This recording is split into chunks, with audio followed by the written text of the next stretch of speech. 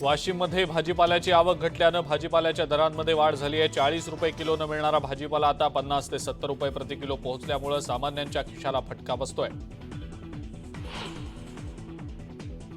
पुण्यात आंबेगावमधल्या पूर्व भागात आठवडाभर पडलेल्या मुसळधार पावसामुळे शेतमालाचं मोठ्या प्रमाणावर नुकसान झालंय। शेतात पाणी साचल्यानं गवार पिकाला सर्वाधिक फटका बसलाय। नागपुरात ढगफुटी सदृश पावसानं झालेल्या नुकसानाचे 22,000 पंचनामे पूर्ण झालेत। आजपासून सानुग्रह अनुदान पूरग्रस्तांच्या खात्यात जमा होणार आहे। ही मदत थेट पीडितांच्या बँक खात्यात जमा होईल। पिंपरी चिंचवड शहरातल्या चिखली मोशी रस्त्याची अक्षरशः चाळण झाली आहे। नागरिकांना खड्ड्यांचा अंदाज येत नसल्यानं अपघातांचं प्रमाण वाढलंय। वाशिम शहरातील रस्त्यांवर मोकाट गुरांचा वावर वाढल्यानं नागरिक हवालदिल झाले। त्यामुळे गुरांचा बंदोबस्त न केल्यास आंदोलन छेडण्याचा इशारा नागरिकांनी दिलाय।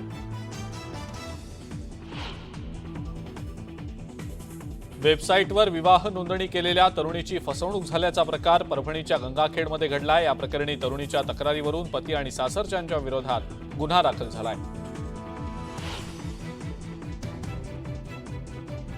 बदलत्या वातावरणाचा हर्णे बंदरातल्या मासेमारीला फटका बसला होता। मात्र समुद्रातलं वातावरण मासेमारीसाठी अनुकूल होताच मच्छीमारांनी आपल्या बोटी पुन्हा समुद्रात रवाना केल्यात। धुळे शहराला पाणी पुरवठा करणाऱ्या तापी जलवाहिनीला पुन्हा गळती लागली आहे। हजारो लिटर पाण्याची नासाडी होत असल्यानं नागरिकांनी प्रशासनावर नाराजी व्यक्त केली आहे। वाशिम जिल्ह्यातल्या 2 ग्रामपंचायतींची सार्वत्रिक तर 66 ग्रामपंचायतींची पोटनिवडणूक होणार आहे। त्यामुळे राजकीय वातावरण तापण्याची शक्यता आहे। बागेतून डाळिंब चोरणाऱ्या दोघांना शेतकरी आणि ग्रामस्थांनी बेदम मारहाण केल्याची घटना नाशिकमधल्या बागलाणच्या चौगाव इथं घडलेली आहे। मारहाणीचा व्हिडिओ सोशल मीडियावर व्हायरल झालाय।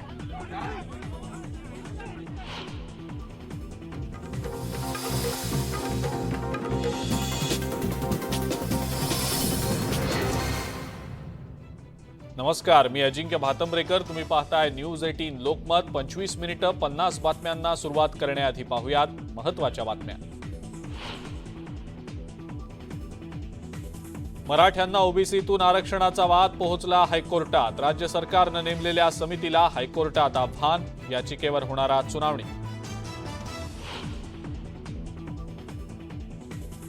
लोकसभेसाठी ईशान्य मुंबईतून ठाकरे गटाचा उमेदवार ठरला। संजय दिना पाटील लढवणार लोकसभा निवडणूक।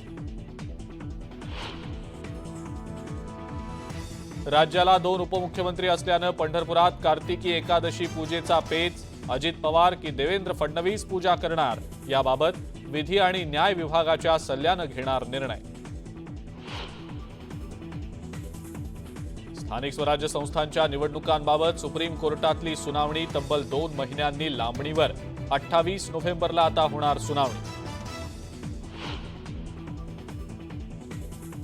16 आमदार अपात्र प्रकरणाची सुनावणी आता सुप्रीम कोर्टात 9 ऑक्टोबरला होणार। नार्वेकर जाणीवपूर्वक दिरंगाई करत असल्याचा याचिकेत करण्यात आला होता आरोप।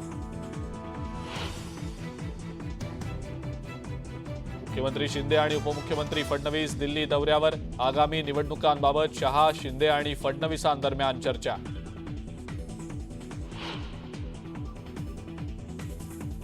नागपुरात आयकर विभागाचं धाडसत्र। मातोश्री सूतगिरणीवरील धाडीत महत्वाची कागदपत्र आयकर विभागाच्या हाती।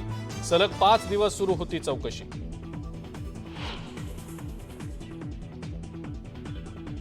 आणि पारदर्शक आणि निष्पक्ष रहा, सूड भावनेनं कारवाई नको। ईडीच्या कामकाजावर सुप्रीम कोर्टाचे ताशेरे।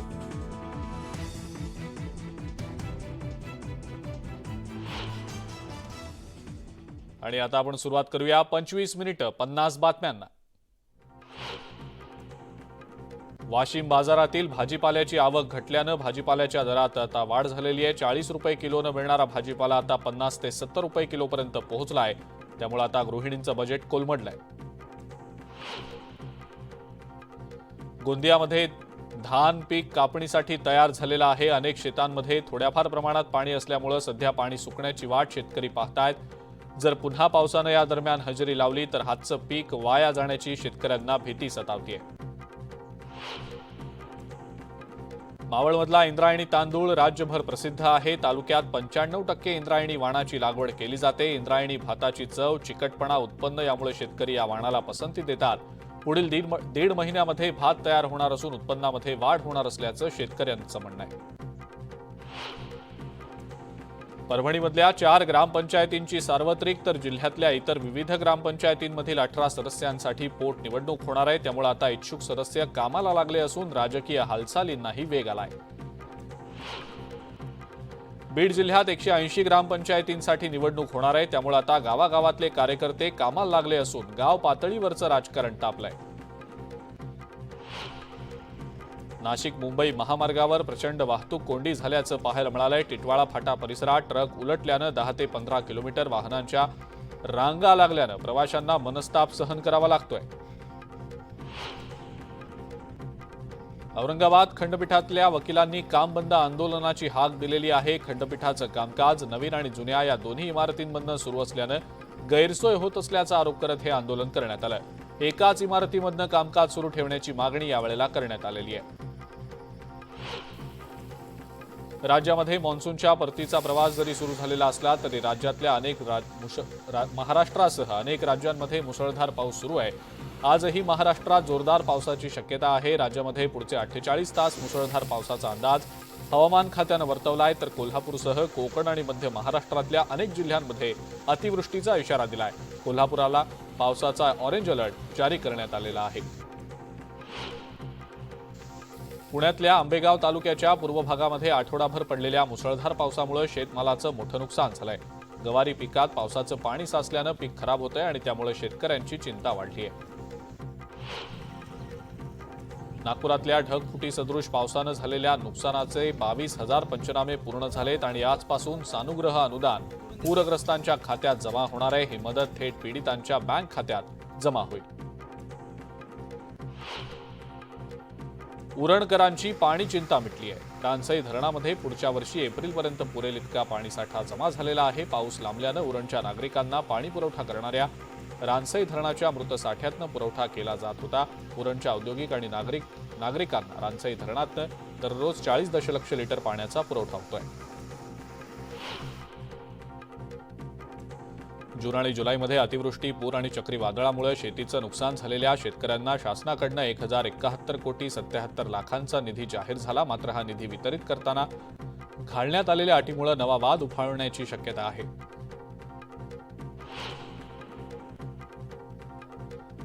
धाराशिवमधल्या वरवंटी वडगाव परिसरात बिबट्या निदर्शनास आलेला आहे. 4 दिवसापूर्वी या बिबट्याने एका वासराची हत्या केली होती. त्यामुळे परिसरातल्या नागरिकांमध्ये भीतीचं वातावरण निर्माण झालंय. वाशिममधल्या रस्त्यांवर मोकाट जनावरांचा वावर वाढलाय आणि त्यामुळे नागरिक त्रस्त झालेत. मोकाट गुरांचा कळप वाशिम शहरातल्या पाटणी चौक, लाखाळा आणि अकोला नाका परिसरात धुमाकूळ घालत असल्यानं वाहतुकीला अडथळा निर्माण होतोय. धुळे महानगरपालिकेच्या पाणीपुरवठा विभागाच्या भोंगळ कारभाराचा फटका नागरिकांना बसतोय. धुळे शहराला पाणीपुरवठा करणाऱ्या तापी जलवाहिनीला मोठ्या प्रमाणावर गळती लागलेली आहे. त्यामुळे हजारो लिटर पाणी वाया जात आहे. त्यामुळे नागरिकांनी आता जलवाहिनीच्या दुरुस्तीची मागणी केली आहे. राज्याला 2 उपमुख्यमंत्री असल्यानं यंदा पंढरपुरात कार्तिकी एकादशीची पूजा कोण करणार असा नवा पेच निर्माण झालेला आहे. याबाबत पंढरपूर मंदिर प्रशासनाची बैठक पार पडलेली आहे. त्या बैठकीमध्ये फडणवीस आणि अजित पवार यांच्यापैकी कोणाला बोलवायचं याबाबत विधी आणि न्याय विभागाच्या अधिकाऱ्यांना भेटून निर्णय घेणार असल्याचं सहअध्यक्ष गहिनीनाथ महाराज औसेकर यांनी सांगितलं. रत्नागिरीतल्या हर्णे बंदरातली मासेमारी गेल्या 4 दिवसांपासून बंद होती. मासेमारी थांबल्यामुळे मच्छीमारांना मोठा आर्थिक फटका बसलाय. समुद्रातलं वातावरण शांत होताच आता मच्छीमारांनी आपल्या बोटी पुन्हा मासेमारीसाठी समुद्रात रवाना केल्या. छत्रपती संभाजीनगरच्या बनोटी तांडा इथल्या विद्यार्थ्यांना जिल्हा परिषदेच्या शाळेत जाण्यासाठी व्यवस्थित रस्ताच नाहीये. त्यामुळे झाडाझुडपांमधनं आणि नदीच्या पाण्यातनं वाट काढून विद्यार्थ्यांना शाळेत जावं लागतंय. पालकांनी अनेक वेळेला ग्रामपंचायतीला निवेदन देऊन सुद्धा याची दखल घेतली जात नसल्याचा आरोप होतोय. जळगावातल्या धरणगावमध्ये ठाकरे गटाकडून होऊ द्या चर्चा या कार्यक्रमांना सुरुवात झालेली आहे. त्याला नागरिकांचाही उत्स्फूर्त प्रतिसाद आहे. जिल्हाप्रमुख, नगराध्यक्ष आणि पदाधिकारी यांनी ग्रामस्थांची वेगवेगळी उदाहरणं मांडून सरकार कशा पद्धतीनं अपयशी ठरतंय याबाबत चर्चा केली आहे. मुख्यमंत्री एकनाथ शिंदे आणि उपमुख्यमंत्री देवेंद्र फडणवीस हे दिल्लीच्या दौऱ्यावर आहेत। केंद्रीय गृहमंत्री अमित शहा यांच्या निवासस्थानी या तिघांदरम्यान बैठक पार पडलेली आहे। बैठकीमध्ये मंत्रिमंडळ विस्तार आणि पालकमंत्री पदाच्या अनुषंगानं चर्चा झाल्याची माहिती मिळतेय। 16 आमदार अपात्रता प्रकरणी सुप्रीम कोर्टात पुढची सुनावणी आता 9 ऑक्टोबरला होणार आहे। सुनील प्रभू विरुद्ध विधानसभा अध्यक्ष राहुल नार्वेकर असं हे प्रकरण आहे। सुप्रीम कोर्टानं आमदार अपात्रता प्रकरणाचा निर्णय राहुल नार्वेकर यांच्यावर सोपवलेला आहे आणि त्यानुसार नार्वेकरांनी प्रक्रिया सुरू केली आहे। मात्र या निर्णय प्रक्रियेदरम्यान राहुल नार्वेकर हे दिरंगाई करत असल्याचा आरोप सुनील प्रभूंनी याचिकेद्वारे केला आहे। स्थानिक स्वराज्य संस्थांच्या निवडणुकांबाबत सुप्रीम कोर्टातली सुनावणी तब्बल 2 महिन्यांनी लांबणीवर पडलेली आहे। ही सुनावणी आता थेट 28 नोव्हेंबरला होणार आहे। ऑगस्ट 2022 पासून ही सुनावणी लांबणीवरच पडतीये। मुंबई आणि पुण्यासह अनेक महानगरपालिका, नगरपालिका, जिल्हा परिषदेच्या निवडणुका या याचिकेमुळे खोळंबलेल्या आहेत। उपमुख्यमंत्री अजित पवार यांच्या देवगिरी या निवासस्थानी महत्वाची बैठक पार पडल्याची माहिती मिळतेय। या बैठकीत पालकमंत्री आणि कॅबिनेट मंत्री पदावर चर्चा झाल्याची माहिती मिळतेय। तसंच विधान परिषद आमदारांच्या अनुषंगानं सुद्धा या बैठकीत चर्चा झाल्याचं समजतंय। हिंगोलीचे खासदार हेमंत पाटील यांच्या विरोधात अॅट्रॉसिटी आणि शासकीय कामात अडथळा आणल्याचा गुन्हा दाखल झालाय। पाटील यांनी डीन वाकोडे यांना शौचालयाची सफाई करायला लावलेली होती। आता वाकोडे यांच्या तक्रारीवरनं खासदार पाटील यांच्या विरोधात गुन्हा दाखल झालाय। सध्या एकनाथ खडसे हे कंत्राटी कर्मचारी झाले असून सरकार विरोधात बोलण्यासाठी त्यांनी सुपारी घेऊन षडयंत्र सुरू केल्याचा टोला आमदार चंद्रकांत पाटलांनी लगावलाय। खडसेंनी मानसोपचार तज्ज्ञांचा सल्ला घेण्याची गरज असल्याचं मत चंद्रकांत पाटलांनी व्यक्त केलं। नांदेडमधल्या शासकीय रुग्णालयातल्या डीनना खासदार हेमंत पाटलांनी शौचालय साफ करायला लावलं होतं। डीनसोबत गैरवर्तन केल्याप्रकरणी मार्ड संघटना आक्रमक झालेली आहे। खासदारांनी तत्काळ माफी न मागितल्यास आंदोलनाचा इशारा मार्ड संघटनेनं दिलाय। राष्ट्रवादीच्या फुटीनंतर आता सुप्रिया सुळेंनी अजित पवारांचं नाव न घेता जोरदार निशाणा साधलाय। आपण राज्यातल्या पक्षाच्या कारभारामध्ये कोणतीही ढवळाढवळ केलेली नसताना सुद्धा त्यांच्या पोटात का दुखत होतं असा थेट सवाल सुप्रिया सुळेंनी उपस्थित केलाय। खासदारकीच्या तिकिटावरून सुद्धा सुप्रिया सुळेंनी अजित पवारांवर शरसंधान साधलंय। कल्याणमध्ये नुकतंच मनसे आमदार राजू पाटलांच्या वाढदिवशी भावी खासदार असे बॅनर झळकले होते। त्यावर काही लोकांना मोठी स्वप्न पडतायत, पण स्वप्न पाहताना माजी आमदार असं लागू नये म्हणजे झालं असा टोला खासदार डॉक्टर श्रीकांत शिंदेंनी आमदार राजू पाटलांचं नाव न घेता लगावलाय। राज्य निवडणूक आयुक्त UPS मदान यांनी राज्यातल्या ग्रामपंचायत निवडणुकांच्या बाबतीत घोषणा केलेली आहे। त्यानुसार जळगावमधल्या 167 ग्रामपंचायतींच्या सार्वत्रिक निवडणुका तर 81 ग्रामपंचायतींच्या पोटनिवडणुकीत 128 रिक्त पदांसाठी निवडणुका होणार आहेत। वाशिम जिल्ह्यातल्या 2 ग्रामपंचायतींची सार्वत्रिक तर 66 ग्रामपंचायतींची पोटनिवडणूक होणार आहे। लोकसभा, विधानसभा आणि नगर परिषद निवडणुकांच्या अगोदरच ग्रामपंचायत निवडणूक होत असल्यानं राजकीय वातावरण तापण्याची शक्यता आहे। धुळे जिल्ह्यातल्या 31 ग्रामपंचायतींसाठी निवडणूक कार्यक्रम जाहीर करण्यात आला। यामध्ये शिंदखेडा तालुक्यातील 13, शिरपूर तालुक्यातील 15 आणि साक्री तालुक्यातल्या 3 ग्रामपंचायतींचा समावेश आहे। नांदेडच्या शंकरराव चव्हाण शासकीय रुग्णालयात आणखी 4 नवजात अर्भकांचा मृत्यू झालाय। 3 दिवसात या रुग्णालयात 35 जणांचा मृत्यू झालाय। यामध्ये 19 बालकांचा समावेश आहे। या प्रकरणाची माहिती घेण्यासाठी विधान परिषदेचे विरोधी पक्षनेते अंबादास दानवे रुग्णालयात दाखल झाले। भुसावळ शहरातल्या गाडगेबाबा महाराज मुख्य रुग्णालयासह 5 नागरी प्राथमिक आरोग्य केंद्र आहेत। या केंद्रात दररोज 500हून जास्त रुग्णांची तपासणी केली जाते। या केंद्रामध्ये फेब्रुवारीपर्यंत पुरेल इतका औषध साठा असल्याची माहिती प्रशासनानं दिलेली आहे। नागपूरच्या मेयो आणि मेडिकल रुग्णालयातही 24 तासात 25 रुग्णांचा मृत्यू झालाय। मेडिकलमध्ये 16 तर मेयोमध्ये 9 रुग्णांचा मृत्यू झालाय। दगावलेल्यांमध्ये नवजात शिशूसह विविध वयोगटातले रुग्ण आहेत। अत्यवस्था आणि व्हेंटिलेटरवरच्या रुग्णांना खासगी रुग्णालयात रेफर करत असल्यानं मृत्यूंचा आकडा वाढत असल्याचा प्रशासनाचा दावा आहे। ठाण्याच्या कळवा इथल्या छत्रपती शिवाजी महाराज रुग्णालयात 18 रुग्णांचा मृत्यू झालेला होता। या प्रकरणी नेमण्यात आलेल्या चौकशी समितीनं आपला अहवाल जाहीर केलाय। बहुतेक रुग्ण हे आजारपणाच्या शेवटच्या टप्प्यात आल्यामुळे त्यांचा मृत्यू झाल्याचं अहवालात नमूद करण्यात आलंय. या अहवालात अधिष्ठात्यांची बदली करण्याची शिफारस देखील करण्यात आली आहे. मनोज जरांगे पाटील हे आजपासून 2 दिवस धाराशिव जिल्हा दौऱ्यावर आहेत. कळंबमध्ये जरांगे पाटील जाहीर सभा घेणार आहेत. उद्या ते तुळजापुरात जाऊन आई तुळजाभवानीचा आशीर्वाद घेणार आहेत. या दौऱ्याच्या वेळेला जरांगे पाटलांच्या स्वागताचे बॅनर धाराशिवमध्ये ठिकठिकाणी लागले. 14 ऑक्टोबरला अंतरवाली सराटीमध्ये मराठा समाजाचा भव्य मेळावा होणार आहे आणि या मेळाव्याला सहकुटुंब उपस्थित राहावं यासाठी घनसावंगी तालुक्यातल्या गावांमध्ये घराघरात मूळ वाटी आणि अक्षता देऊन निमंत्रण देण्यात येत आहे. ध्वनी प्रदूषण केल्याप्रकरणी पुणे शहरामध्ये 8 गुन्हे दाखल करण्यात आलेले आहेत. गणपती विसर्जन मिरवणुकीमध्ये मोठ्यानं डीजे लावणं या मंडळांना महागात पडलेलं आहे. शहरातल्या येरवडा, हडपसर, वानवडी, विमानतळ, चंदननगर, कोथरूड या पोलीस स्टेशनमध्ये एकूण 8 गुन्हे दाखल झालेले आहेत. पुणे जिल्ह्यातल्या नवमतदारांच्या नोंदणीमध्ये चिंचवड विधानसभा मतदारसंघानं यावेळेला सुद्धा आपलं अव्वल स्थान कायम ठेवलंय. जिल्ह्यातल्या 21 विधानसभा मतदारसंघांमध्ये सर्वाधिक 8,722 नवमतदारांची नोंदणी चिंचवड मतदारसंघात झालेली आहे. तर राज्यात मतदार पुनर्निरीक्षण मोहिमेत सर्वाधिक 1,26,000 नवमतदारांची नोंदणी सुद्धा पुणे जिल्ह्यात झाली आहे. धोकादायक इमारतींच्या पुनर्विकासाला विरोध करून अडथळा आणणाऱ्या सदनिका मालकांच्या निष्कासनाबाबत अधिनियमात सुधारणा करण्याचा निर्णय राज्य मंत्रिमंडळ बैठकीमध्ये घेण्यात आलेला आहे. या संदर्भातला अध्यादेश लवकरच काढला जाईल. त्यामुळे इमारतींच्या पुनर्विकासाला आता गती मिळणार आहे.